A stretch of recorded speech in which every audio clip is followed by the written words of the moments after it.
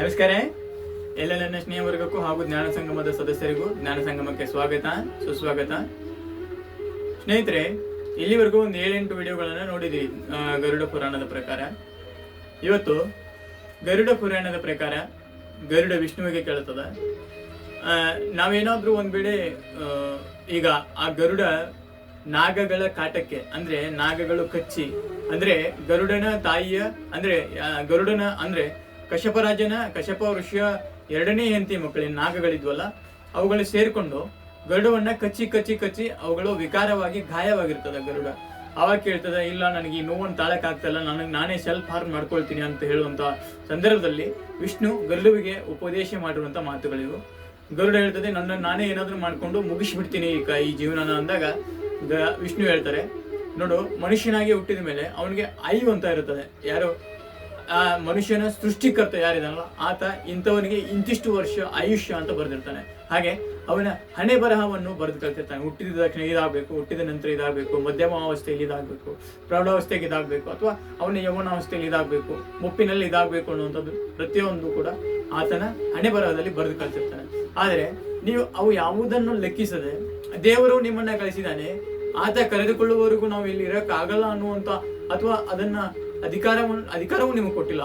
Self harm ಅಂತಂದ್ರೆ ಈ ಆತ್ಮಹತ್ಯೆ ಅನ್ನುವಂಥ ಪದ ಯೂಟ್ಯೂಬ್ ಬ್ಯಾನ್ ಮಾಡಿರೋದ್ರಿಂದ ಅದನ್ನ ನಾನು ಪದೇ ಆ ಮಾತನ್ನ ಹೇಳಕ್ಕಾಗಲ್ಲ. ಸೆಲ್ಫ್ ಹಾರ್ಮ್ ಅಂತಾನೆ ಹೇಳ್ತೀನಿ. ಆ ಸೆಲ್ಫ್ ಹಾರ್ಮ್ ಮಾಡ್ಕೊಳ್ಳುವಂತ ಅಧಿಕಾರ ಕೂಡ ನಿಮಗಿಲ್ಲ ಅಂತ ಹೇಳಿ ಆ ವಿಷ್ಣು ಹೇಳ್ತಾರೆ.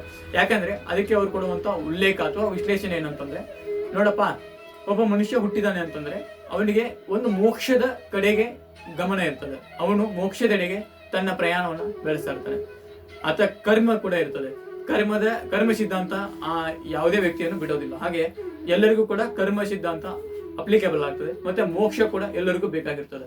ಆದ್ರೆ ಯಾವುದೋ ಒಂದು ಸಣ್ಣ ಪುಟ್ಟ ಕಾರಣಕ್ಕೆ, ಅಥವಾ ಸಾಲ ಜಾಸ್ತಿ ಆಯ್ತು, ಅಥವಾ ಇನ್ನೇನೋ ಒಂದು ಸಾಮಾಜಿಕ ಧೋರಣೆಯಿಂದನೋ ಅಥವಾ ದೌರ್ಜನ್ಯಕ್ಕೊಳಗಾಗಿಯೋ ಇನ್ನೇನೋ ಆಗಿ ಆತ್ಮಕ್ಕೆ ಅಂದ್ರೆ ನೋವನ್ನ ತಂದುಕೊಂಡು ಹಲವಾರು ಆಸೆಗಳನ್ನ ಆಸೆಗಳು ಅಂದ್ರೆ ಅವನಿಗೆ ಆಸೆ ಇರ್ತದ, ಆಮೇಲೆ ಇನ್ನೇನೋ ಮಾಡ್ಬೇಕು ಅನ್ನುವಂತ ಕನಸುಗಳು ಇರ್ತವೆ. ಆದ್ರೂ ಅವೆಲ್ಲವನ್ನ ಬದಿಗಿಟ್ಟು ಆತ್ಮವನ್ನ ಹಿಂಸಿಸಿ ಸಾಯಿಸ್ತಾನಲ್ಲ, ಅವನು ಮೇಲೆ ಆ ಯಮಲೋಕ ಅಂದ್ರೆ ನರಕ ಮತ್ತೆ ಸ್ವರ್ಗ ಕೂಡ ಪ್ರಾಪ್ತಿ ಆಗಲ್ಲ. ಇತ್ತ ಕಡೆ ಇದ್ಯಾವ್ದಿದು ಮೃತ್ಯುಲೋಕ, ಇದು ನಮ್ದು ಮೃತ್ಯುಲೋಕ ಏನಿದೆ, ಇಲ್ಲಿ ಕೂಡ ಆತ ಜೀವನ ಮಾಡಕ್ಕಾಗಲ್ಲ. ಇವೆಲ್ಲರ ಮಧ್ಯದಲ್ಲಿ ಅಂತರ್ಪಿಸಾಚಿಯಾಗಿ ಅಂದ್ರೆ ತ್ರಿಶಂಕುವಿನ ಆಕಾರದಲ್ಲಿ ಸುತ್ತುತ್ತಾ ಇರ್ತಾನೆ ಅಂತಕ್ಕಂಥದ್ದು ವಿಷ್ಣುವಿನ ಮಾತಾಗಿರ್ತದೆ. ಹಾಗೆ ಈ ಆತ್ಮ ಇನ್ನು ಎಷ್ಟು ವರ್ಷ ಆತ ಆಯುಷ್ಯ ಇತ್ತಲ್ಲ, ಅಂದ್ರೆ ಈಗ ಫಾರ್ ಎಕ್ಸಾಂಪಲ್ ಅವನಿಗೆ ಒಂದು 60-70 ವರ್ಷ ಆಯುಷ್ಯ ಇದೆ, ಅವನಿಗೆ 30 ವರ್ಷಕ್ಕೆ ಜೀವನ ಬೇಜಾರಾಗೋಯ್ತು, ಸುಸ್ತಾಗೋಯ್ತು. ಅವನಿಗೆ ಯಾರು ಮಾಡದೇ ಇರೋದು ಅವ್ನು ಮಾಡಲೇ ಇಲ್ಲ, ಸಾಲ ಮಾಡಿದಾನೆ. ತುಂಬಾ ಜನ ಸಾಲ ಮಾಡಿ ದೇಶ ಬಿಟ್ಟು ಬೇರೆ ಕಡೆ ಹೋಗಿ ಜೀವನ ಮಾಡ್ತಿದ್ದಾರೆ. ಏನೇನೋ ಫ್ಯಾಮಿಲಿ ಡಿಸ್ಪ್ಯೂಟ್ ಎಂತವ್ರಿಗೆ ಬಿಟ್ಟಿಲ್ಲ. ಅಂಥದ್ರಲ್ಲಿ ಇವನು ಅನುಭವಿಸ್ತಾ ಇರುವಂತದ್ದೇನು, ಇದೊಂದು ಸಣ್ಣ ಕಾರಣಕ್ಕೆ ಹೋಗಿ ನೇಣು ಹಾಕೊಂಡು ಇಲ್ಲ ಪಾಯ್ಸನ್ ತಗೊಂಡು ಸತ್ತೋಗ್ಬಿಡುವಂತ.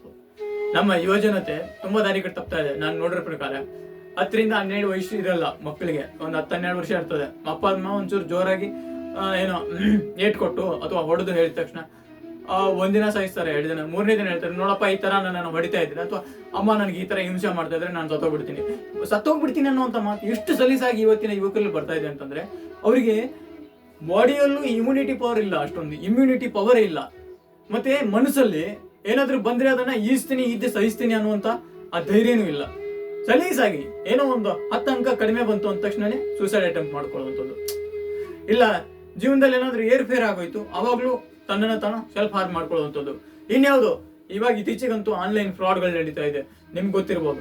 ಆನ್ಲೈನ್ ರಮ್ಮಿ, ಕ್ಯಾಶು, ಇವೆ ಎಂಥವು ಒಂದಿಷ್ಟು ಜೂಜುಕೋರರು ಆ ಅಪ್ಲಿಕೇಶನ್ಗಳಿಗೆ ಬಲಿಯಾಗಿ ದುಡ್ಡನ್ನ ಕಳ್ಕೊಳ್ಳುವಂಥದ್ದು. ತದನಂತರದಲ್ಲಿ ಆಮೇಲೆ ಸೆಲ್ಫ್ ಹಾರ್ಮ್ ಮಾಡ್ಕೊಳ್ಳುವಂಥದ್ದು. ಸಾಮಾನ್ಯವಾಗಿ ಸೆಲ್ಫ್ ಹಾರ್ಮ್ ಮಾಡ್ಕೊಳ್ತೀನಿ ಅಂತ ಯೋಚನೆ ಬಂದಾಗ ಒಂದು ಯೋಚನೆ ಮಾಡ್ಕೊಳ್ಳಿ, ನಿನ್ನ ದೇಹವೇನೋ ಮುಗ್ದೋಯ್ತು, ಅದು ಬೆಂಕಿಗೋ ಅಲ್ಲೋ ಭೂಮಿಗೋ ಅಲ್ಲೋ ಪಂಚಭೂತಗಳು ಲೀನವಾಗೋಯ್ತು. ಆದ್ರೆ ಆತ್ಮ ಇದೆಯಲ್ಲ ನಿಂದು, ಎಲ್ಲದಕ್ಕಿಂತ ಪವಿತ್ರವಾದಂಥದ್ದು ಆತ್ಮವೇ ದೇವರು ನಿನ್ನಲ್ಲೇ. ಅಂದ್ರೆ ನಿನ್ನಲ್ಲಿ ಶಿವನ ಅಂಶ ಇದೆ, ಶಿವ ಇದ್ದಾನೆ ನಿನ್ನಲ್ಲಿ. ಕಷ್ಟ ಶಿವನಿಗೆ ಅಲ್ಲದೆ ನಿನಗೂ ಇದ್ದಾನೆ, ನಿನ್ನಲ್ಲಿ ಶಿವ ಇದ್ದಾನೆ ಅಂದ್ರೆ ಶಿವನಿಗೂ ಕಷ್ಟ ಇದೆ, ನಿನಗೂ ಕಷ್ಟ ಇದೆ. ಶಿವನಿಗೆ ಇರುವಂತ ಕಷ್ಟ ಯಾರಿಗೂ ಇಲ್ಲ. ಅಂತದ್ರಲ್ಲಿ ಅವನು ನನ್ನ ದೇಹದಲ್ಲಿ ಕೂತ್ಕೊಂಡು ನನ್ನನ್ನ ಕಾಯ್ತಾ ಇದ್ದೇನೆ ಅಂತಂದ್ರೆ, ನನ್ನ ಸ್ವಯಂ ಪರಮಾತ್ಮ ಇದ್ದಾನಲ್ಲ ಒಳಗಡೆ ಒಬ್ಬ, ಆ ಪರಮಾತ್ಮನಿಗಾದ್ರೂ ಗೌರವ ಕೊಡೋದು ಬೇಡವೆ? ಸಾಲ ಅಥವಾ ಇತರೆ ಪ್ರೇಯಸಿ ಕೈ ಬಿಟ್ಟು ಹೋದ ತಕ್ಷಣ, ಅಥವಾ ನನಗೆ ನನ್ನ ಹುಡುಗಿ ಕೈ ಕೊಟ್ಟು, ಅಲ್ರಿ, ನೀನು ಚೆನ್ನಾಗಿದ್ರೆ ಕೋಟಿ ಅಲ್ಲ ನೀನ್ ಎಣಿಕೆ ಮಾಡಕ್ ಆಗದೇ ಇರೋಷ್ಟಾದ್ರೂ ದುಡ್ಡು ಗಳಿಸ್ತೀಯ. ನೀನ್ ಚೆನ್ನಾಗಿದ್ರೆ ಒಳ್ಳೆ ಒಂದು ಹೋಪಲ್ಲಿ ಇಟ್ಕೊಂಡು, ಒಳ್ಳೆ ಒಂದು ಜಾಬ್ ಅಲ್ಲಿ ಇಟ್ಕೊಂಡು, ಒಳ್ಳೆ ಒಂದು ಸ್ಟ್ಯಾಂಡರ್ಡಿಟಿ ಮೇಂಟೈನ್ ಮಾಡಿದ್ರೆ ನಿನಗೆ ಆ ತರದ ಹೆಣ್ಣುಗಳು ಸಾವಿರಾರು ಜನ ಬರ್ತಾರೆ. ಇದನ್ನ ಪಾಸಿಟಿವ್ ಆಗಿ ತಗೋಬೇಕು. ಇಲ್ಲ ನನ್ಗೆ ಒಬ್ಳೆ ಅವಳೇ ಪ್ರಪಂಚ, ಅವಳಿಲ್ದೆ ನನಗೆ, ನಿನಗೆ ಅವಳ ಪ್ರಪಂಚ ಇರಬಹುದು, ಅವಳಿಗೆ ಇನ್ಯಾರೋ ಪ್ರಪಂಚ ಆಗಿರ್ತಾರೆ. ಬಟ್ ಅದನ್ನ ಥಿಂಕ್ ಮಾಡಲ್ಲ ನೀನು. ಅದು ನೀನ್ ಕಳೆದೋಗಿರ್ತೀಯ. ನೀನು ಮಾಯೆ, ಅದೇ ಪ್ರೀತಿ ಒಂದು ಮಾಯೆ ಒಳಗಡೆ ಬಿದ್ದವನಿಗೆ ಹೊರಗಡೆ ಸಮಾಜದಲ್ಲಿ ಏನಿದೆ ಅಂತ ಕಾಣಿಸಕ್ಕಾಗಲ್ಲ. ಕಣ್ಮುಂದೆ ಏನೋ ಅದೇ ಒಂದು ರತಿ ಮನ್ಮತ್ರ ಕೆಲಸ ಒಂದೇ ನಡೀತಾ ಇರ್ತದೆ. ಹಾಗಾಗಿ ಯಾರು ಕೂಡ ಈ ರೀತಿಯಾಗಿ ಯೋಚನೆ ಮಾಡಬೇಡಿ. ಒಂದ್ ವೇಳೆ ಈ ಗರುಡ ಪುರಾಣದ ಪ್ರಕಾರ ಸೂಸೈಡ್ ಮಾಡ್ಕೊಂಡು ಏನಾಗುತ್ತೆ ಅನ್ನುವಂಥದ್ದನ್ನ ನಾನು ಹೇಳಿದ್ದೀನಲ್ಲ, ಅದನ್ನ ನೆನಪು ಮಾಡ್ಕೊಳ್ಳಿ. ನಿನ್ ದೇಹ ಹೋಯ್ತು, ಆತ್ಮ ಬಟಕ್ತಾ ಇರ್ತದೆ. ಆವಾಗಲೇ ಹಿಂದಿನ ವಿಡಿಯೋದಲ್ಲಿ ನಾನು ಹೇಳಿದ್ದೀನಿ, ಅಥವಾ ಮುಂದಿನ ವಿಡಿಯೋ ಬರ್ಬೋದು. ಅದು ಅದರಲ್ಲಿ ಯಾರು ಸಿದ್ಧಿ ಪಡ್ಕೊಂಡಿರ್ತಾರೆ, ನೀನು ಕರ್ಕೊಂಬಂದು ಬಂಧನ ಮಾಡ್ತಾರೆ. ಬಂಧನ ಮಾಡಿ ನಿನ್ ಕಡೆಯಿಂದ ಬೇರೆ ಬೇರೆ ಕಡೆ ಕೆಟ್ಟ ಕೆಲಸ ಎಲ್ಲ ಮಾಡ್ಸಕ್ ಶುರು ಮಾಡ್ತಾರೆ. ಇದ್ ಕಡೆ ಮೋಕ್ಷನೂ ಇಲ್ಲ, ಮುಕ್ತಿನೂ ಇಲ್ಲ. ಮೋಕ್ಷ ಅಂತ ನಮಗಿರುತ್ತೆ, ಮುಕ್ತಿ ನಿನಗಿರುತ್ತೆ, ಆತ್ಮಕ್ಕೆ ಇರ್ತದೆ, ಮುಕ್ತಿನೂ ಇಲ್ಲ. ಇದ್ ಕಡೆ ಆತ ಹೇಳುವಂತ ಕೆಲಸ ಮಾಡೋದ್ ಬಿಡಕ್ಕೂ ಆಗಲ್ಲ. ನೀನ್ ಬೇರೆ ವಚನ ಕೊಟ್ಟಿರ್ತೀಯ. ಏನೇನಾಗತ್ ಗೊತ್ತಾ, ಇದ್ದಾಗ ಅನುಭವಿಸಿದ್ದ 100ರಷ್ಟು ಸತ್ತ ಮೇಲೆ ಅನುಭವಿಸ್ತೇನೆ. ನಿನಗೆ ಬೇಡವೇ ಇರೋ ಕೆಲಸ ನೀನು ಎಷ್ಟೋ ಸೂಕ್ಷ್ಮವಾಗಿರ್ತೀಯ ಇರೋವಾಗ, ಆದ್ರೆ ಸತ್ತ ಮೇಲೆ ನಿನ್ ಕಡೆ ಎಂತೆಂತ ಕೆಲಸ ಮಾಡಿಸ್ತಾರೆ ಅಂತ ಗೊತ್ತಾಗಲ್ಲ. ಹಾಗಾಗಿ ದಯವಿಟ್ಟು ಯಾರು ಕೂಡ ಜೀವನದಲ್ಲಿ ಬರುವ ಕಷ್ಟ ಮರಕ್ಕೆ ಬರದೆ ಮನುಷ್ಯನಿಗೆ ಬರುತ್ತಲ್ಲ, ಮರಕ್ಕೂ ಕೂಡ ಬರ್ತದೆ. ಮರಕ್ಕೆ ನೋಡಿ, ಕೊಲಕ್ಕೆ ಕೊಡಲೇ ಕಾವೇ ಪಟ್ಟು, ಮರನೇ ಕತ್ತರಿಸ್ತದೆ. ಯಾಕೆ? ಕೊಡ್ಲಿಕ್ಕೆ ಅದೇ ಕಾವಲ್ವಾ? ಮರನೇ ಮರ ಕತ್ತರಿಸ್ತದೆ. ಹಂಗಂದ್ಮೇಲೆ ನಮ್ಮ ಮನುಷ್ಯನೇ ಶತ್ರು. ಇಲ್ಲಿ ಹೆಣ್ಣಿಗೆ ಹೆಣ್ಣು ಶತ್ರು ಆದ್ರೆ ಮನುಷ್ಯನೇ ಶತ್ರು, ಗಂಡಸೇ ಶತ್ರು. ಅದೊಂದು ನೆನಪಿರ್ಲಿ. ನೀವು ಯಾವತ್ತಾದ್ರೂ ಮೇಲೆ ಹೋಗ್ತಿದ್ದೀನಿ, ಹಿಂದ್ಗಡೆಯಿಂದ ಯಾರೋ ಕಾಲು ಎಳಿತಿದ್ದಾರೆ ಅಂತಂದ್ರೆ ಅವರೆಲ್ಲ ನಿಮ್ ಕಾಲ್ ಕೆಳಗಡೆ ಇದಾರೆ ಅಂತ ತಿಳ್ಕೊಂಡು ಮುನ್ನೋಗ್ತಾ ಇರ್ಬೇಕು. ಇಲ್ಲ ಯಾರಾದ್ರೂ ನಿನ್ನ ಹಿಂದ್ಗಡೆಯಿಂದ ದೂಷಿಸ್ತಿದ್ದಾರೆ ಅಂತಂದ್ರೆ ಅವ್ರಿಗೆ ಮುಂದೆ ಬರುವಷ್ಟು ಯೋಗ್ಯತೆ ಇಲ್ಲ ಮತ್ತೆ ತಾಕತ್ತಿಲ್ಲ ಅಂತ ಹೇಳ್ಕೊಂಡು ನೀನ್ ನಿನ್ ಮುಂದೆ ಹೋಯ್ತದ ಅಷ್ಟೇ. ಕಾಲ ಎಲ್ಲರಿಗೂ ಉತ್ತರ ಕೊಡ್ತದೆ. ಯಾಕಂದ್ರೆ ಕರ್ಮ ಯಾವತ್ತು ಯಾರ ಅಪ್ಪನ ಮನೆ ಸೊತ್ತು ಅಲ್ಲ.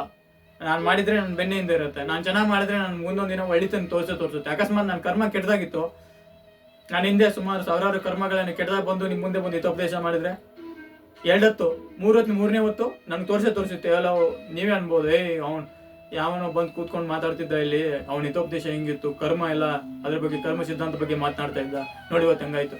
ಯಾರ ಕರ್ಮನೂ ಯಾರಿಗೂ ಕಾಣಿಸಲ್ಲ, ಬಟ್ ಅವ್ರ ಕರ್ಮ ಅವ್ರಿಗೆ ಮುಂದೊಂದ್ ದಿನ ಖಂಡಿತವಾಗ್ಲೂ ಕಾಣಿಸ್ತದೆ. ಅದಕ್ಕೆ ನಮ್ಮ ಯಾರು ಭಗವಾನ್ ಶ್ರೀಕೃಷ್ಣ ಪರಮಾತ್ಮರು 2ನೇ ಅಧ್ಯಾಯದಲ್ಲಿ ಅಂದ್ರೆ ಸಾಂಖ್ಯ ಯೋಗದಲ್ಲಿ ಹೇಳಿದ್ದಾರೆ.